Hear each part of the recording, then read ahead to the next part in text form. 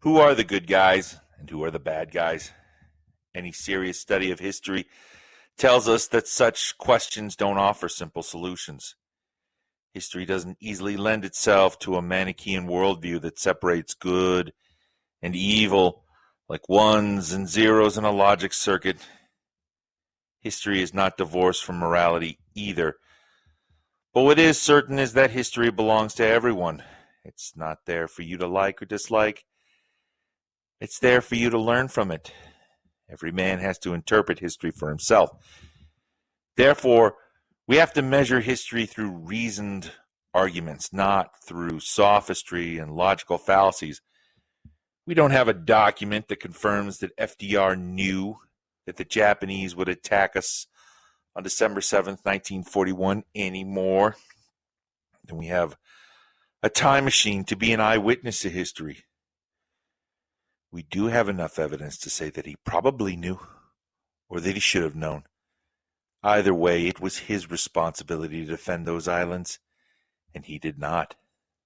On July 22nd, 2021, Swedish-American actor Indy Neidell of Mediacraft Networks, a Silicon Valley-controlled information collective, produced a video entitled FDR Knew About Pearl Harbor. World War II reading comments.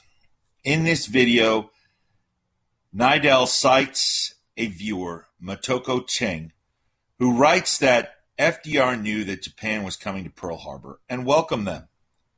Motoko Cheng doesn't appear to be a public figure. In the over 6,000 comments in the video that Neidell cites, Motoko Cheng's comment doesn't appear even in the top comments. Neidell begins his refutation with the problem with this claim, and then presents a straw man defense, as history doesn't happen in a vacuum. Merriam Dictionary defines such straw man argument as a weak or imaginary opposition, such as an argument or adversary set up to be easily confuted. That's precisely what Neidell does in this video. He presents a cartoon faceless illustration of an opponent who states, "I want it to be true that FDR knew about the attack and let it happen anyway." Neidell breaks from his pantomime to comment that it is possible and not that difficult to reverse engineer a timeline of events that support such a preconceived conclusion. He accuses others who disagree with him as being selfish, myopic, delusional, and essentially losers. Those who believe that FDR knew ignore facts surrounding Pearl Harbor and the rest of what happened around the world. Neidell accuses them as being self-serving merely for bouncing theories off their friends and family.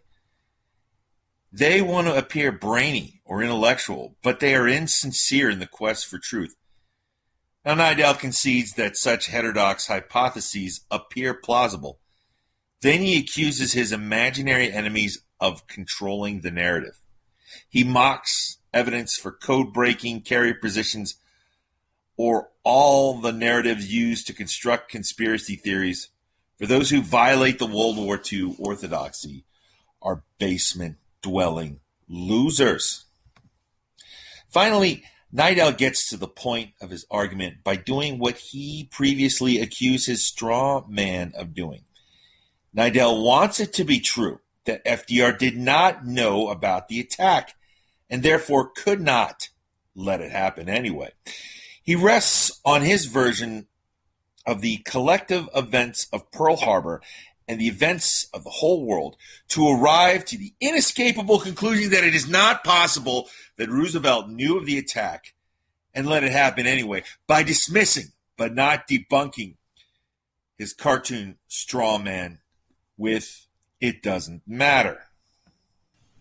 Cartoon straw man reappears with the type text, "He wanted war with Germany. Doesn't matter. But what about the carriers?" Neidell parodies the insinuation that allowing such an attack is evil, but his hubris is a serious error that impeaches his entire argument, as it concedes that if such a man allowed an attack to happen to his own people, that would be evil. Nevertheless, Neidell responds that it doesn't matter. But what about the Japanese plans in 1920s? Doesn't matter. None of that matters, and let me tell you why, he continues. The purpose of the attack was to cripple the U.S. offensive capability in blunting their South Pacific strategy. He points to two main military groups, the fleet in the Pearl Harbor and the Air Force Group in the Philippines. He explains that a deterrent is not a deterrent unless the enemy knows about it. By mid-November 1941, the Japanese knew about the B-17s in the Philippines, and they knew about the fighter escorts. He said that if FDR knew, he could have evacuated the military forces like the carriers, and the U.S. would have been at war anyway. He said he doesn't know if FDR was evil enough to allow thousands to be killed, but he said, this much I do know. FDR was not stupid. History does not happen in a vacuum. There are several problems with Neidell's argument and Mediacraft's approach to history. Firstly, Mediacraft doesn't respect its viewers. The Urban Dictionary describes punching down as someone of a higher rank or power or status or position engaged with someone of a less or inferior rank, status, power, or position to debate or an argument. Did FDR know about the attack?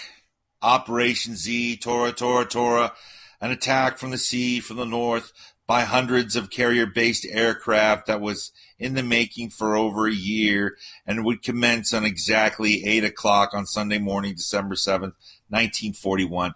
The archives do not provide such a document. But these archives don't show Hitler's signature on the final solution.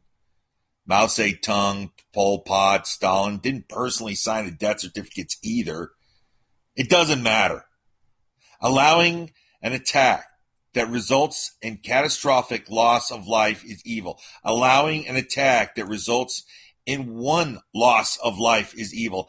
Allowing an attack against his own people is evil. It is a sin, and sins need atonement, which is what happened to Short and Kimmel. Roosevelt set the conditions for a Japanese attack. He managed U.S.-Japanese relations since taking office on March 4th, 1933. He continued policies of his predecessors that alienated Japan from its erstwhile World War I ally, the British. He could have contained the Japanese aggression in the Pacific, much like the United States did with the Soviet Union in the Cold War. He opted for war, but he knew he couldn't survive politically if he asked for it. Roosevelt never recovered from his defeat from the court-packing scheme. His party lost 8 seats in the Senate and 81 seats in the House in the 38 midterms. He won re-election in 1940, but a faction within his own party opposed him. In a sense, the only way to recapture the control of the government was through war, a war that made him look like a victim. And to play the part of an aggrieved victim, the careers of Short and Kimmel had to die. FDR was a former assistant secretary of the Navy. He read the decrypts and intelligence reports. Short and Kimmel had no air assets that could have provided 360-degree air defense. Kimmel asked for 250 PBY Catalinas that could warn of an attack. Denied. Secretary of the Navy Frank Knox prioritized a Japanese air attack as the number one U.S. vulnerability in the Pacific. Yet the president denied air reconnaissance and air defense. Short and Kimmel requested more war material to prepare for an attack, only to have those requests denied and air diverted to fight a war in the Atlantic that was still undeclared. Thus, Short and Kimmel were very dependent on the intelligence from Washington. FDR did not pass intelligence to Short and Kimmel. So, on the question of whether or not FDR specifically knew of the plan, it doesn't matter. He should have known. Defending those islands was his responsibility. There's more evidence that exculpates an intelligence failure and inculpates a moral failure to the part of the commander-in-chief. If you demand more evidence, have more evidence, or wish to refute the evidence, please let me know in a comment below. Thank you.